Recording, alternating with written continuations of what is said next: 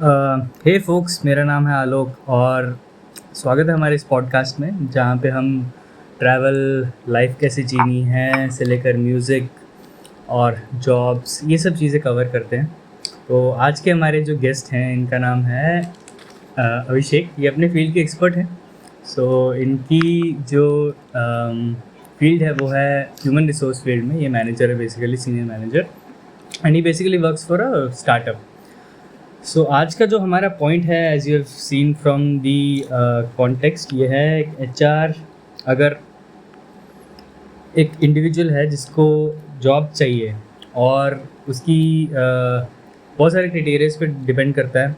If he is skilled as well, how to get his or her CV short listed. तो उसी के बारे में हम बोलेंगे। तो लेट्स सी क्या होता है। So welcome Abhishek to our podcast. Hi. So आप प्लीज़ अपने आप को इंट्रोड्यूस कर दीजिए पहले आपके। सो माय नेम इज़ अभिषेक और मैं HR में करीबन 4.5 साल से काम कर रहा हूँ। And I have worked in several domains in several companies. I worked as an consultant, freelancer, and मैंने बहुत प्रोजेक्ट्स पे काम किया है। May it be Infosys, may it be Wipro, may it be TCS. So I have worked very closely with them and मेरा experience ये रहा है कि मतलब आज के टाइम पे अगर आपको HR पे जाना है जी, तो स्किल्स आर मैंडेटरी, जो कि आजकल हर MBA को लगता है कि भाई HR में MBA कर लेता है मिल जाएगा जॉब। मतलब HR MBA is a demanding scope. मतलब MBA में जाते हो ना, मतलब MBA बहुत बड़ा स्ट्रीम है, बहुत सारा है, लेकिन बंदों के पास ना, जैसे हम पुराने ज़माने में होता था ना कि बंदा 12th पास आउट होने के बाद ना उसके पास 3 ऑप्शंस रहते थे, 4 ऑप्शंस। इंजीनियरिंग कर लो, +3 कर लो, या फिर मेडिकल कर लो, या फिर प्रिपरेशन कर लो। so called society stereotypical. तो अभी ऐसा हो गया है ना, मतलब अभी इंजीनियरिंग तो कर ली, ग्रेजुएशन कर लिया आपने, अब क्या करना है? अब MBA करना है आपको। MBA में बचता है क्या? HR, मार्केटिंग और फाइनेंस। मतलब लोगों को ये लगता है इतना ही है, बट MBA बहुत बड़ा है। MBA में बहुत सारे अलग अलग कोर्सेस है, जैसे एनर्जी ट्रेडिंग है, बहुत सारे कोर्सेस है जो कि प्रोडक्ट मैनेजमेंट है, प्रोजेक्ट मैनेजमेंट है। वो कोई नहीं दिखता क्योंकि जानते ही नहीं है लोग। जैसे हम नहीं जानते थे, मैंने भी इंजीनियरिंग की थी, मेरे पास भी गिने चुने ऑप्शंस थे, वैसे ही जानते नहीं है। ये तो मतलब हो गई कि आपकी फील्ड की बात है कि HR में अगर आपको एज अ जॉब आप सीख करते हैं आफ्टर MBA, मैं बता रहा हूँ कि आपको क्या करना चाहिए। मतलब पहले ये हो गया कि ये आगे अब फाइनेंस एंड मार्केटिंग का लिमिटेड डिमांड है। सबसे ज़्यादा डिमांड HR का है, क्योंकि हर किसी को लगता है कि HR तो थुल्ले है, बैठ के खाता है, ठुल्ले हैं, रंगोली बनाने के पैसे मिलता है। ये स्टीरियोटाइपिकल उनका सोच है, लेकिन उनको नहीं पता कि HR भी डिफरेंट पार्ट्स में डिवाइडेड है। HR is not a single domain. जाके रंगोली ही बनाओगे तो ठीक है। तो आज के जनरेशन का यही सोच है कि HR मतलब जाके आराम से बैठना है, बर्थडे याद करना है, पर रंगोलियाँ बनाना है, बट ऐसा कुछ भी नहीं है। पर एक्चुअली अगर हम as a point of suppose HR को हम जॉब नहीं, मतलब एज ए जॉब डिस्क्रिप्शन नहीं ले रहे इस पॉडकास्ट में। सपोज हम ले रहे एक जनरल, एक बंदा जाता है, suppose he is from an engineering background और something. So being an HR, how would you generally shortlist, और आप कैसे एक इंडिविजुअल को बोलते हैं कि हाँ this is right fit for the job, और क्या क्या प्रोसेसेस होते हैं आपके इस जॉब में वाइल सेलेक्टिंग ए कैंडिडेट। तो उस बातों में थोड़ा सा। So HR has nothing to do with having an MBA. Even I don't have an MBA and I am still HR. ठीक है। तो MBA is just a degree. Even मेरा मानना ये है कि education is just a degree. It has nothing to do with skill set. ठीक है, because मैंने skills acquire किया है HR का। MBA इंजीनियरिंग मुझे skills नहीं देता है, वो मुझे बस education देता है। There is a difference between education and skills.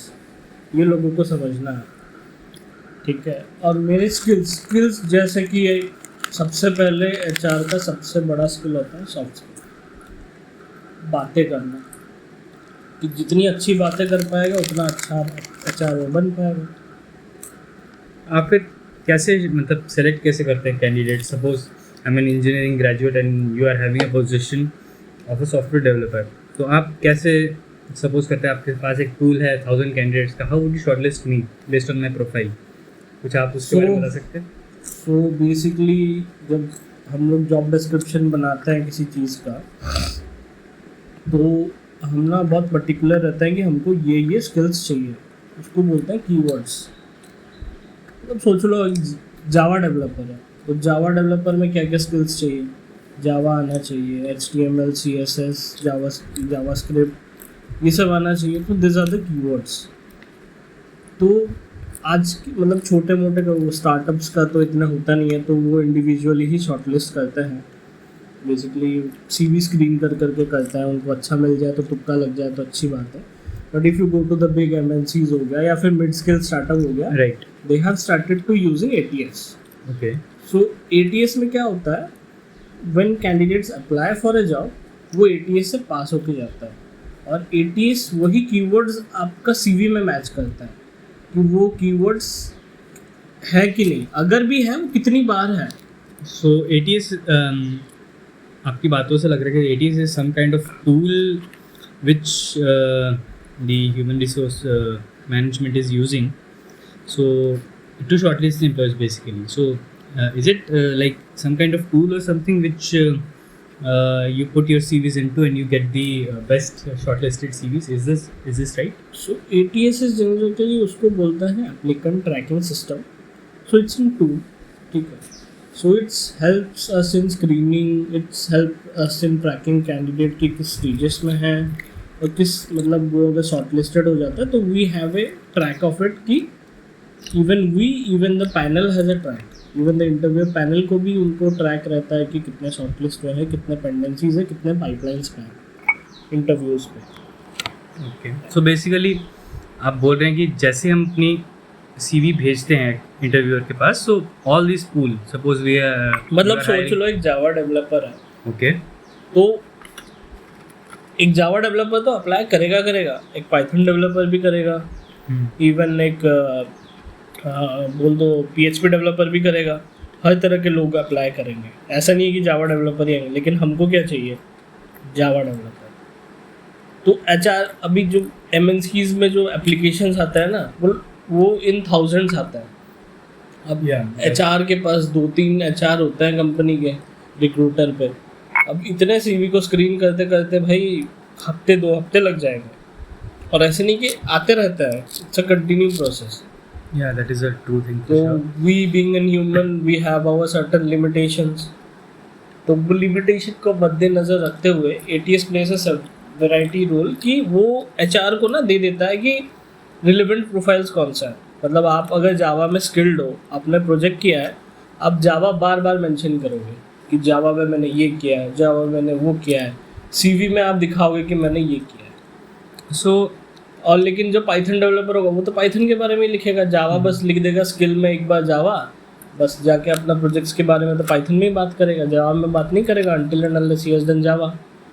So that is how ATS जाके वो कीवर्ड्स को पकड़ लेता है, पकड़ के वो एक बना देता है, चार्ट बना देता है, एक पाई चार्ट की this are the रिलेवेंट्स, this are the like non रिलेवेंट्स, this can be considered. कुछ सीवीज ऐसे होते हैं जिनको स्किल्स है लेकिन उनका एक्सपीरियंस नहीं है, तो कंसिडर किया जा सकता है। जिनका स्किल्स भी नहीं है उनको तो रिजेक्ट ही कर देता है, क्योंकि it's a waste of time.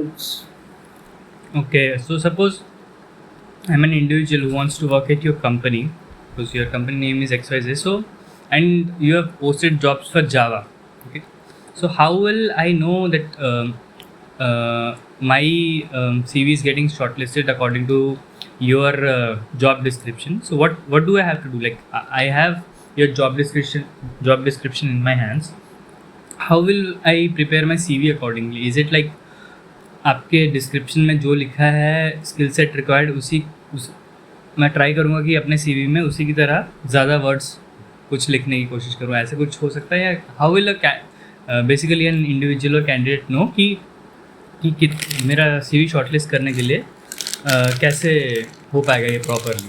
देखो, आपको प्रॉपरली समझना पड़ेगा। पीपल ब्लाइंडली अप्लाइंग जॉब्स, वो पढ़ते नहीं है। सॉफ्टवेयर डेवलपर मतलब अप्लाई कर चलो, तुम्हारा स्किल सेट जाके you have to check before applying, you have to go through the job description and you have to check कि ये मेरे लिए कितना सही है और कितना गलत है, और मैं कर पाऊँगा कि नहीं। अगर आपको जावा आता है तो you can definitely try, you can give it a try. लेकिन आपको जावा आता नहीं, और जब अब आपको जॉब डिस्क्रिप्शन में जावा लिखा है तो आप जावा जावा डाल दोगे, तो ये तो कोई एंगल से सेंस नहीं बनता है।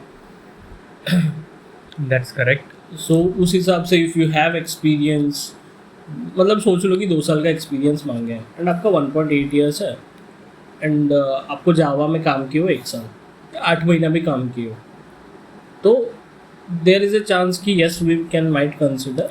आप अगर उस हिसाब से सीवी बनते हो, एटीएस में पास होता है, एटीएस में सीवी बनाने का भी एक तरीका होता है। ये जो इतना फैशनेबल सीवी एटीएस लेता नहीं है। Okay, so CV has to be simplistic in terms कि it is only searching for your keywords, not your decorations and all. Exactly, because एक एचआर जब सीवी देखता है ना, वो कंटेंट देखता है, डिज़ाइन के साथ उसको मतलब ही नहीं है। Okay. So this is a huge point for all the people who are listening to this podcast. So if you are looking for a job and you have applied your CVs, just make sure that you fit the role well, and according to the job description you'll be just make your CVs according to that. Try to put in your experiences as well as your skill set according to the job description in your CVs, so that your CV will be getting shortlisted before end. Because at the end of the day अगर हम एक बड़ी company में apply कर रहे हैं तो it has become an kind of automatic process जहाँ पे आपका CV शॉर्टलिस्टिंग होना बेसिकली एक मशीन के ऊपर डिपेंड कर रहा है। तो in order to get what you want and for that proper job, you need to make your CVs in a particular way that Abhishek sir has just mentioned. So yeah. So my next question to you, Abhishek sir, is agar suppose in this software market currently, people are not getting hikes, and there are lots of people changing companies frequently. Like, what do you have to say about it? Like, what is the reason of not getting hikes in MNCs? I'm talking particularly about, and why is this shift happening that people are now getting bored with software jobs and all? What do you have to say about that? Hike has nothing to do with your job roles. Hike basically जब एक company growth होता है ना, तब होता है, and it is an mix effort. As an employ you have to understand what is the positioning of the company. Company जब तक 2 पैसा कमाता नहीं है, वो तुमको पैसा नहीं देगा, चाहे तुम जितना भी काम कर लो, तुम जितना भी कंट्रीब्यूट कर लो। It is a like combined effort. Company revenue के ऊपर डिपेंड करता है तुम्हारा हाइक, या तुम्हारे परफॉर्मेंस पे भी डिपेंड करता है। इफ़ कंपनी का बहुत सारे डिपेंडेंसीज है तुम पे, एंड मतलब बहुत सारा ऐसे चीज़ है जो कि आपके बिना हो नहीं सकता, at the case company will provide you hike. मतलब if you put resignation, company will never let you go. Okay. Company तभी तुमको रिलीजिंग छोड़ देता है, तुम पे ट्राई नहीं करता है, जब वो फील करता है कि उतना वो कंट्रीब्यूट कर नहीं पाता है। At the end we all have to justify our salary. Okay, हमको अगर 30,000 मिलता है ना, कंपनी हमसे 50,000 नहीं निकालेगा ना, हमको 30,000 नहीं देगा। So it's all about business. Basically, there is no concept of yearly hikes, folks. So it all depends. Yearly hikes देखो डिपेंड करता है कंपनी, मतलब कुछ कंपनीज हैं जो देते हैं, सब कंपनीज की पॉलिसीज अलग होता है इन टर्म्स ऑफ हाइक। कुछ के होते हैं कि 2 साल में देंगे, कुछ के होते हैं कि 1 साल में देंगे, कुछ के होते हैं कि भाई 3 साल में देंगे। Okay. So it varies from companies to companies, क्योंकि ये पूरा परफॉर्मेंस इवैल्यूएशन में आता है। So according to your point of view, this is my last question of this interview. Like, how can an individual prepare to land for a job कि उसकी certainty ज़्यादा sure हो जाएगी, या he'll be getting a job. And this is my first question. And one more question is कि okay, you just answer this one first. It's all about upskilling yourself. Market trends के हिसाब से you have to upskill. You have to see कि अभी what is trending in the market and you have to predict कि future में इसका क्या है. जैसे आज के डेट में PHP and Laravel framework isn't like backdated one. वो इतना चल नहीं रहा है अभी, वो कल को बंद भी हो जाएगा. PHP में कोड इग्नाइटर अभी सब कर रहा है. So you have to look after कि अभी क्या मार्केट है, आगे को क्या मार्केट है. IT में है तो you have to continuously upskill yourself, क्योंकि कुछ चीज़ें होती है उसको अपडेट करके कुछ चीज़ें अगले साल और आ जाती है, कुछ अगले वर्जन्स आ जाता है. तो you have to keep updated, you have to keep learning. If you are in IT domain और you are in a private sector, until and unless you are in a government sector, you have to upskill yourself. Otherwise आज नहीं तो कल आपकी नौकरी खतरे पे है. आज रिसेशन आएगा, कल को रिसेशन आएगा, खत्म. Yes, so folks, it's a thing about software industry. You constantly need to upskill yourself in order to survive in the IT environment. So that's basically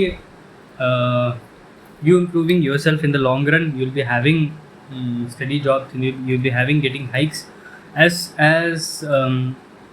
if you are skilled enough and you have dependency, company has dependency on you, you'll certainly get hikes and you'll be certainly promoted. So no need of taking tension. And on the part, Abhishek sir defined like how to create CVs. So that is what we are concluding that this at the end of the day it's an automatic process. It knows the human intervention has become very less nowadays. So you need to prepare the CV in those in that way कि आपका CV select हो पाए from thousands of CVs. You have to put in your keywords. You have to be prepared with this to demonstrate the skill set you have at the end of the day. तो आपको मुझे लगता है कि आपको कोई भी तकलीफ नहीं आएगी किसी जॉब को क्रैक करने में in the sector of IT. So okay, इसी के साथ हमारा पॉडकास्ट ख़त्म होता है. Thank you Abhishek sir for joining. आपके इनसाइट्स हमें बहुत अच्छे लगे और आपने जो क्वेश्चंस आंसर किए, I am sure a lot of people are being benefited constantly by your advice. आप कुछ कहना चाहेंगे? मेरे को बस ये कहना है कि keep working on yourself and you will definitely be in a greater power. I feel कि you have to keep yourself on improving. You can be a better version of yourself. Keep upskilling, keep developing skills. बाकी रास्ता साफ है. Yeah, that's so true. Sure. तो ठीक है. Thank you for your useful advice. तो इसी के साथ हमारा पॉडकास्ट ख़त्म होता है. And let's tune in to different podcast जहाँ हम बातें करते हैं ट्रैवल की, जॉब्स की, म्यूज़िक की, basically everything which is happening in the life of an average individual. So yeah, let's see you.